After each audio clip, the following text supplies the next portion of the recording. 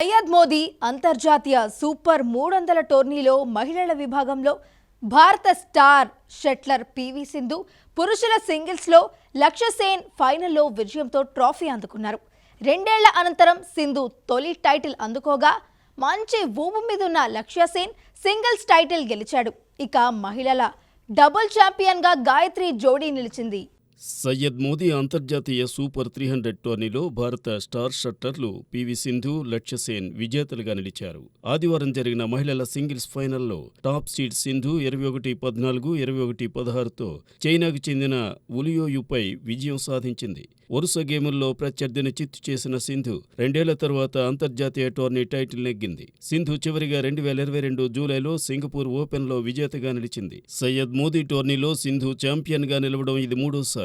2017, 2022లో ఆమె టైటిల్ సాధించింది. Top seed హోదాకు తగ్గట్టు ఆడిన భారత స్టార్ షట్లర్ పివి సింధు ఈ ఏడాది టైటిల్ లోటును తీర్చుకుంది. Syed Modi international world tour super 300 badminton టోర్నీలో ఆంధ్రప్రదేశ్కు చెందిన సింధు ఛాంపియన్గా నిలిచింది. తద్వారా 2 సంవత్సరాల 4 నెలల 18 రోజుల టైటిల్ నిరీక్షణకు తెరదించింది. ఈ విజయంతో సింధుకు 13,31,000 ప్రైజ్ మనీతో పాటు 7,000 ర్యాంకింగ్ పాయింట్లు లభించాయి. ప్రపంచ బ్యాడ్మింటన్ సమాఖ్య వరల్డ్ టూర్లో ఈ ఏడాది సింధుకి ఇదే తొలి టైటిల్ కాగా ఓవరాల్గా 18వ సింగిల్స్ టైటిల్ కావడం విశేషం. 29 ఏళ్ల సింధు చివరిసారి 2022 జూలై సింగపూర్ ఓపెన్లో విజేతగా నిలిచింది. ఆ తర్వాత ఆమె ఖాతాలో మరో టైటిల్ చేరలేదు. ఈ ఏడాది మలేషియా మాస్టర్స్ టోర్నీలో సింధు ఫైనల్ చేరిన రన్నరప్ ట్రోఫీతో సరిపెట్టుకుంది. 2028 లాస్ ఏంజల్స్ ఒలింపిక్స్ చాలా దూరంలో ఉన్న ఫిట్గా ఉంటే వరుసగా 4వ ఒలింపిక్స్లోనూ బరిలోకి దిగుతా ఈ ఏడాది టైటిల్తో ముగించినందుకు ఆనందంగా ఉంది. కొన్ని రోజులు విశ్రాంతి తీసుకుని జనవరి నుంచి కొత్త సీజన్ ప్రారంభిస్తానంటూ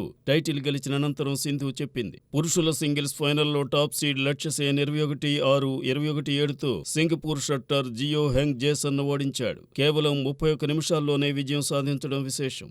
లక్ష్య సేన్కు 13,31,000 ప్రైజ్ మనీతో పాటు 7,000 ర్యాంకింగ్ పాయింట్లు లభించాయి. లక్ష్య సేన్కు కూడా ఈ ఏడాది ఇదే తొలి టైటిల్ కావడం గమనార్హం. ఈ సంవత్సరం లక్ష్య సేన్ మొత్తం 14 టోర్నీలాడినా ఈ టోర్నీలోనే ఫైనల్కు చేరుకుని టైటిల్ సాధించడం విశేషం.